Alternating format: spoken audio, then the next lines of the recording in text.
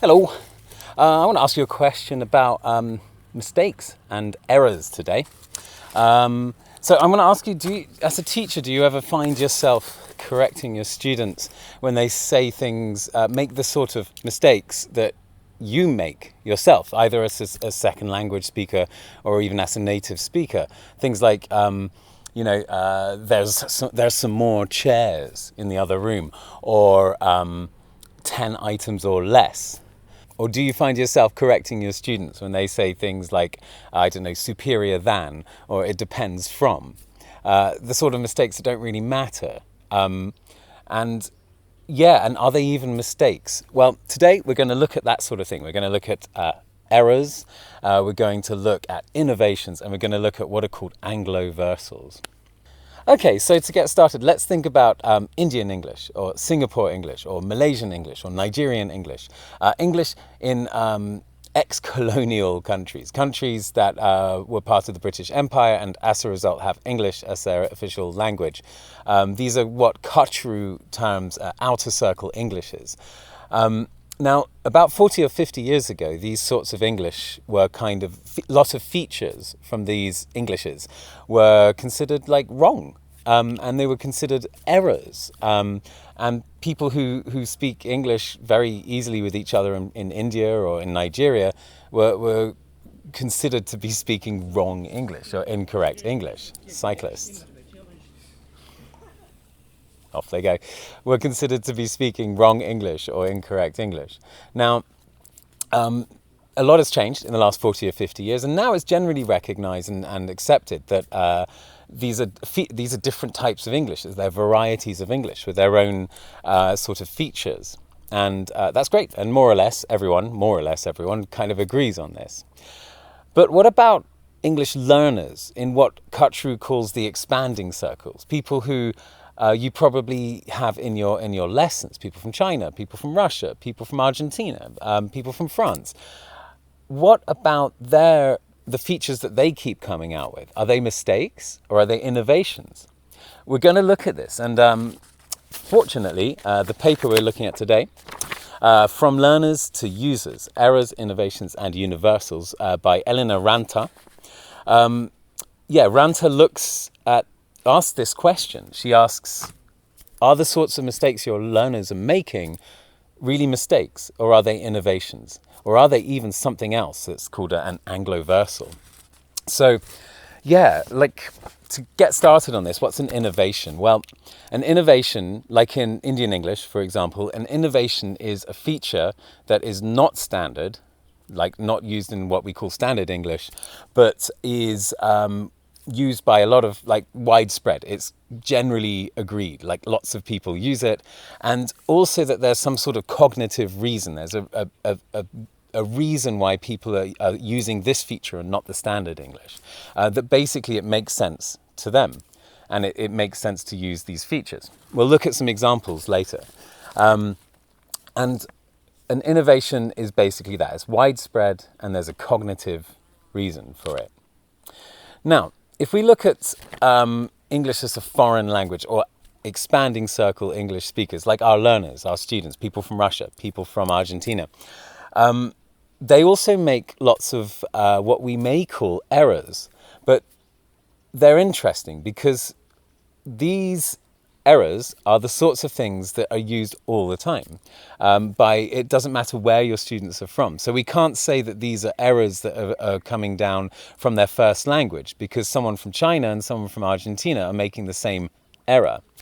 And there's been some studies on this, and Ranta cites a study. This is just one example of many, apparently, but Schneider and Gilquin, 2018, they compared different corpuses of people who have English as a second language, that's those outer circle countries, and people from the expanding circle. And let's look at some really interesting examples here. We've got things like discuss about something instead of discuss something, superior than instead of superior to, conscious about instead of conscious of, aspire for instead of aspire to, study about something instead of study something, depend from something instead of depend on something. Okay, so these are all features that are very common, not only among outer circle countries, but also expanding circle countries. So people from India, who we've long ago recognized have their own variety of English, which is perfectly acceptable, are doing the same thing as people from Russia and Argentina and China. And all these guys are doing the same thing as the people from India. So these features are not just some sort of mistake. These are definitely innovations, because they're quite universal. They're used by everyone. And if we can accept Indian English as a variety, or Nigerian English, or Jamaican English as a variety of English, and accept these features as not mistakes but innovations when people from the outer circle countries use them, why can't we accept them as innovations when people from the expanding circle use them, people from Russia or China or Argentina? That's the question that Ranta asks. It's a very good question, right? It's quite interesting. So, I guess the question is, are they widespread? Yes, they're widespread because people from all these countries use them regardless of their first language. And is there a cognitive explanation for them? And yes, apparently there is. There's been more research into that, and I won't go into the details, but we got things like they can draw analogies. You've got something like superior than instead of superior to. This makes more sense because when you think about things like better than or bigger than, and then it's logical to say superior than, right? It's simply that it makes more sense. Or we've got things that have a sort of what they call iconicity, which is when it just sort of, I can't explain it another way. It just makes more sense. Depend from makes more sense than depend on, if you think about it, right? Because you're drawing some information or a condition from something, right? It depends on the weather. You're taking a condition from the weather. So essentially, there's technical terms here, but these errors happen because they make sense. They just make more sense.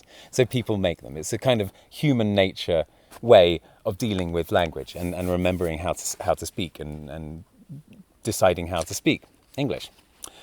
The question is, if people from the expanding circle use it and people from the outer circle use it, what's the difference? The same phenomenon is happening. So we should accept that, right? That is the question Ranta is asking.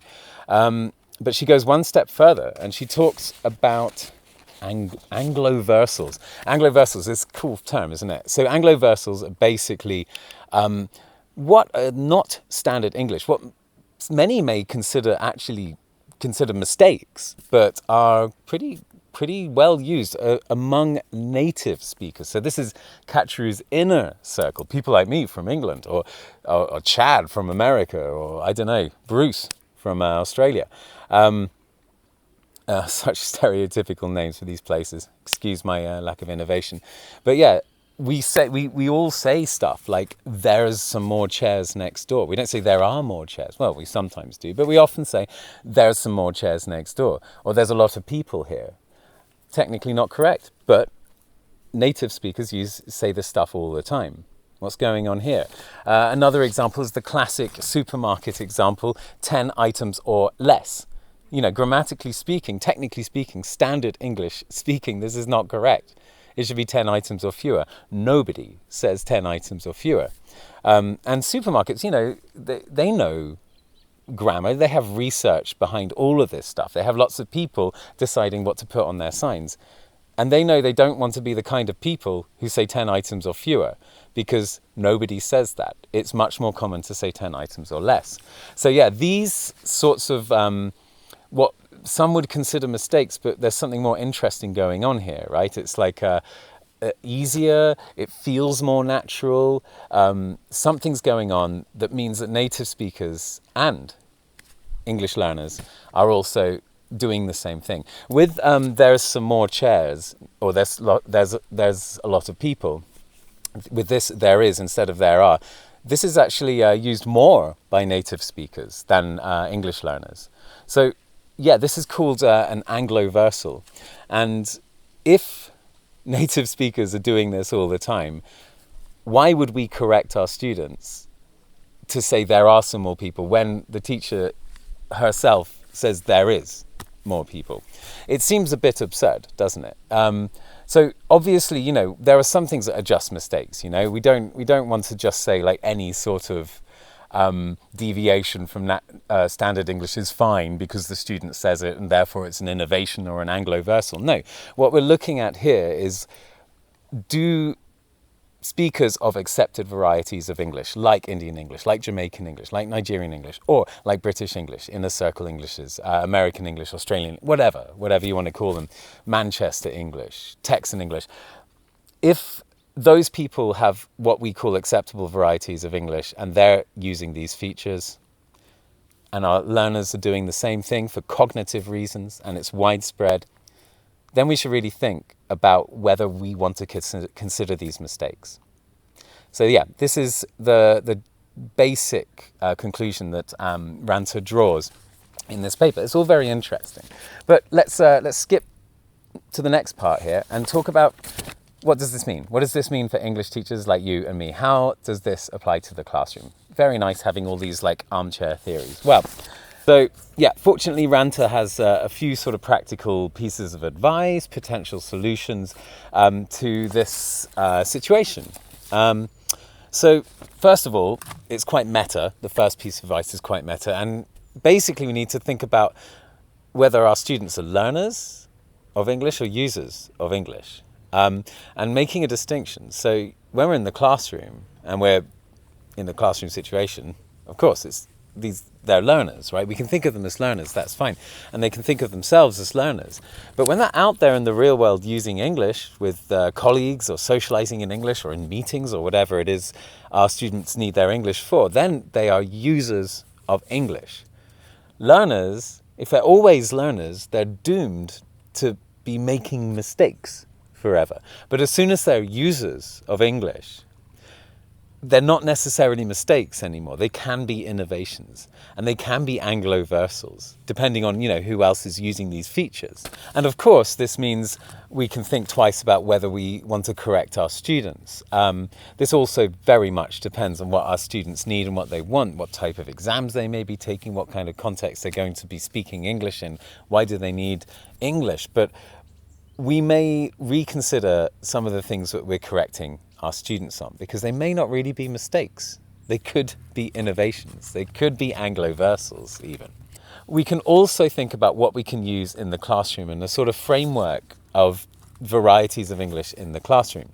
Ranta distinguishes between exposure, model, and target language. So exposure language would be what the students are listening to and reading. And we can have different varieties of English in this case, right? We can have English from like Jamaica or India or England or Australia, or varieties of English from international speakers as well. We can have all sorts of different varieties in our listening and in our reading exercises. But the model, she suggests, is basically standard. I mean, we don't teach like Jamaican English. We don't teach like sort of English as a lingua franca or anything like that. But because there is actually no real standardized versions of these, and we use the standard as the model. So we continue doing what we're already doing in that respect. But also we should consider target language as well, target English.